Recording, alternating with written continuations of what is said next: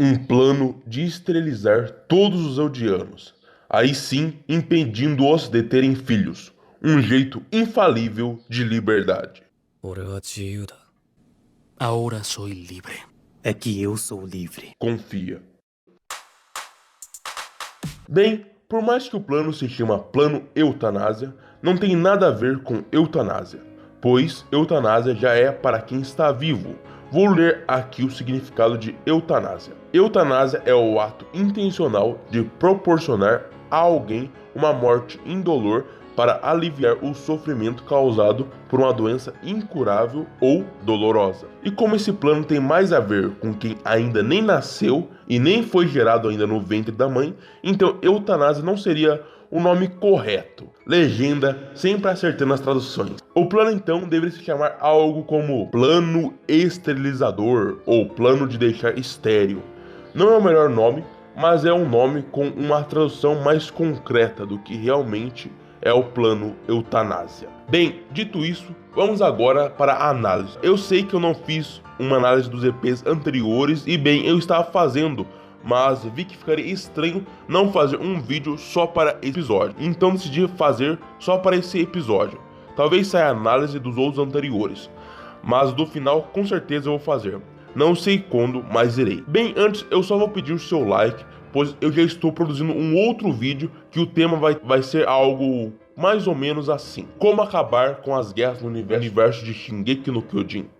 Então, para esse vídeo sair o mais rápido possível, necessito que você compartilhe e se inscreva-se para quando eu lançar, você ver. Tamo junto, vamos nessa. Vou situar você na situação. Grisha Yeager, pai de no futuro quem seria Eren Yeager, nasceu em Marley, doutrinado junto com seus irmãos e pais, na verdade sua irmã, né? Principalmente uma vez decidiu sair com sua irmã para verem um dirigível para fora dos guetos onde eles são confinados, aonde também não pode sair a menos com a autorização dos guardas, né?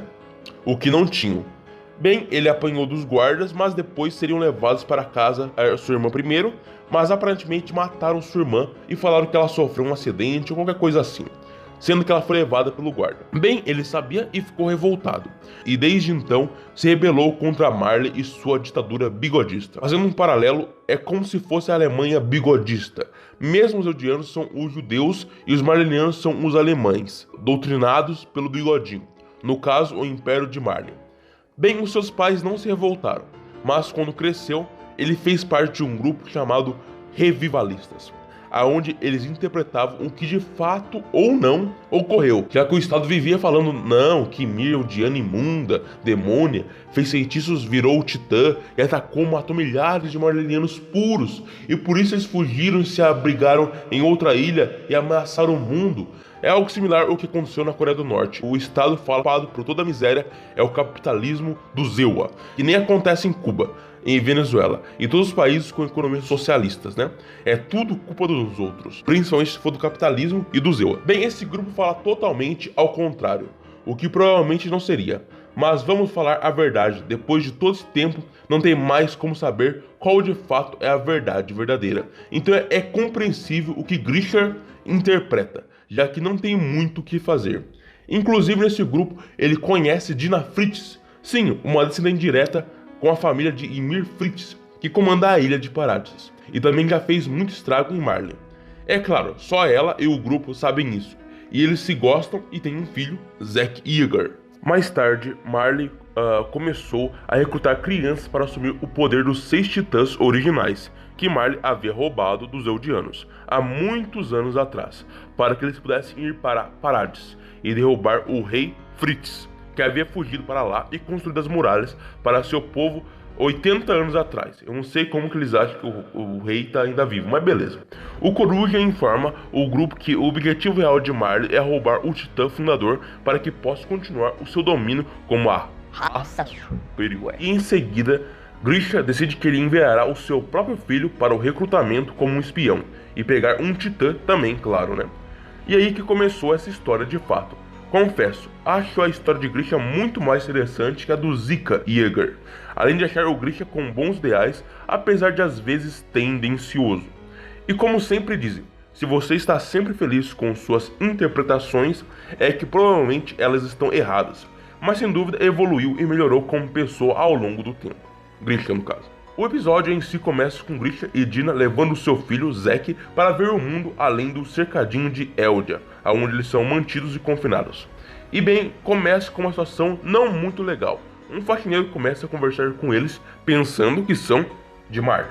Mas quando descobre que são eldianos, joga sua água suja neles, meio que espantando eles para fora, falando que a profissão dele é limpar a sujeira, mesmo eles tendo um negócio oficial que eles podiam sair, né? Aí temos ideia de como é a doutrinação de Marley sobre seus indivíduos. Por isso é importante sempre ensinar seus filhos, pois tudo que é de graça do Estado vem com o objetivo de doutrinar, para fazer as próprias vontades do Estado. É claro, temos que ensinar nossos filhos não do jeito que Grisha fez, sem nem dar momentos de lazer ou mesmo de conversar com seu próprio filho. Mas sem dúvida devemos ensinar realmente o que aconteceu para vocês terem uma noção que a escola hoje em dia é pura doutrinação socialista. Na época que eu estudava, o professor dizia que em Cuba as pessoas eram magras porque era melhor para a saúde, por causa que o governo escolheu. Mas ninguém passava fome, que Cuba só tinha uma má economia por causa dos Estados Unidos, que boicotavam seu comércio, como se não existissem outros países além dos Estados Unidos. Mas isso é só um. Eu posso falar também sobre quando ele foi ensinar da crise de 29. Ele disse que a culpa era do milho, que foi muito fabricado em excesso por culpa do capitalismo, e nem citou Keynes ou qualquer outra coisa. Ou quer dizer, sempre que você tiver um problema ou acontecer um problema no mundo, pode ter certeza, a culpa é do capitalismo. E com grande chance de ser dos EUAs, hein? Também nunca é porque o Estado mete o nariz onde não lhe convém. Eu vi que o capitalismo era feio e cruel. Eu vi que em Cuba era bom e que eu amava o Fidel. Anotei tudo no iPad, pus no computador. Depois eu vou te ensinar porque eu virei professor. Bem, essas são coisas que a escola grátis ensina.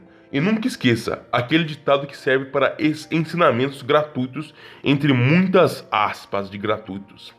Se a esmola é grande, o santo desconfia.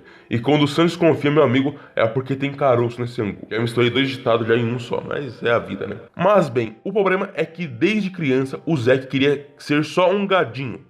Tanto que depois que ele saiu de lá, foi humilhado e em nenhum momento despertou algo sobre liberdade. Muito diferente do que aconteceu com Eren, no futuro, é claro. Ele sempre foi puxado para fazer o que o pai e a mãe queriam. Bem, depois aparece ele no treinamento para conseguir virar Titã, para mostrar quais são os guerreiros mais fortes e assim virar Titã. Enquanto os outros estão discutindo sobre por que ele vai lá, sendo que ele é o pior de todos, se não o pior. Na verdade, ele é o pior de todos mesmo. Sinceramente, não sei se isso do Zack ser sempre o último é falta de esforço ou mesmo porque ele não foi feito para isso de esporte. Acontece que, querendo ou não, ele é uma criança, muito carente. Veja inclusive que o único momento que ele está feliz com seus pais é quando o pai e a mãe dele estão o elogiando sem merecer no caso. Porém, porque não sabe que ele é o pior, né? De todos, sem dúvida, Grisha falhou nisso. E esqueceu de, além de ensinar seu filho a dar lazer e amor para o seu filho, ou mesmo só ter uma conversa de homens e ver no que os dois podiam melhorar. Mas depois disso, sempre que Grisha ia para o encontro com os rivalistas, ele deixava Zack com seus avós. E bem, eles gadosos, como sempre, tanto que deixaram a filha deles morrer como se não fosse nada, falava aquele velho discurso do estado de Marley, que os adianos foram demônios e por isso que eles vivem daquele jeito. Isso também ensina muito sobre isso de dívida histórica, algo muito usado pela esquerda para ocupar todos os brancos. Tá certo que no Brasil esse discurso não tem tanta força, já que todo mundo aqui é mistura de todo mundo, mas mesmo que não fosse, vejo que isso de dívida histórica causou para os eldianos, que nada tinham a ver com Ymir, tanto que foram deixados para trás. Isso supondo que tudo que vocês contam sobre Ymir seja verdade, no caso dos marlenianos, né? Cujo eu duvido muito. Isso se aplica totalmente a isso de dívida histórica. Os brancos devem ressarcir os negros por terem escravizado-os. Está na cara que tu é um ditadorzinho. Você esquece que provavelmente seus antepassados já fizeram coisas tão ou pior que os donos de escravos no passado, se um deles não foi um dono de escravos. A questão não é se seu antepassado fez ou deixou de fazer. A questão, meu amigo, é o que você faz. Você não agride os outros, certo? Você não fere propriedade. Então, meu amigo, você é igual a mim. Somos todos homo sapiens, de pó surgimos e do pó voltaremos. Sua cor, qualquer que seja, branco, vermelho, amarelo, negro, pardo, não fala nada de quem você é. Existem pessoas que não pensam assim hoje, que acham que tal cor é inferior, sim, e essas pessoas devem ser boicotadas e se agredir de sua propriedade, fique à vontade para dar um tiro de Glock nelas. Seus pais, avós não mostram quem você é ou quem você vai ser. Bem, dito isso, vamos continuar a história de Zack, criança. Bem, Zack ensinado história que o Estado quer que você saiba, pelos seus avós. Ele provavelmente deve confundir tudo na sua cabeça, ao mesmo tempo que ensina uma coisa, ensinam outra. Bem, em outro dia ele se mostra o pior de todos, mas ao serem liberados mais cedo, Zack vê um garoto brincando. Ele vai para casa alegre, contente, querendo jogar bola com seu pai ou algo assim. E na hora que ele ia falar que foram dispensados mais cedo e também que queria brincar com o pai, Grisha interrompe e fala: que bom, vamos estudar mais. E bem, ele vai estudar e quando ele fala algo que o pai dele quer ouvir, ele recebe algum carinho. Poucos momentos que a gente pode ver ele feliz com o pai. E um dia ele vai para o treinamento e encontra alguém que ele possa brincar, Tom, portador de titã bestial, inclusive. Olha que coincidência, né? E vê daí pra frente que Tom foi o pai que Zack nunca teve, e quando ele volta para casa querendo falar sobre Tom e seu dia, ele ouve a conversa entre seu pai e um membro dos revivalistas. E eles estão conversando sobre o baixo rendimento de Zack, que se continuar assim, provavelmente ele não vai se tornar um guerreiro, como Grisha quer e também o grupo quer. E bem, Grisha vê que seu filho está na porta e bravo, mas de um jeito não muito legal, quer falar pro seu filho que acredita nele, apesar de ser o pior de todos. Zack, você consegue, você é nosso filho. Às vezes era melhor só conversar com ele e ver por que ele não estava com um bom rendimento, ou mesmo se ele queria ser aquilo, mas não. Então no outro dia os pais vão ver o Zack e veem que bem, ele é o pior de todos. E Zack olha e vê que seu pai vai embora. Ele fica ainda pior e depois disso o pai de Zack mostra totalmente descontrole mental e começa a gritar desesperado sobre o Zack na mesa, claro. Isso já é claro já na casa do Grisha e do Zack. E bem, nisso pula diretamente para ele falando com o Tom.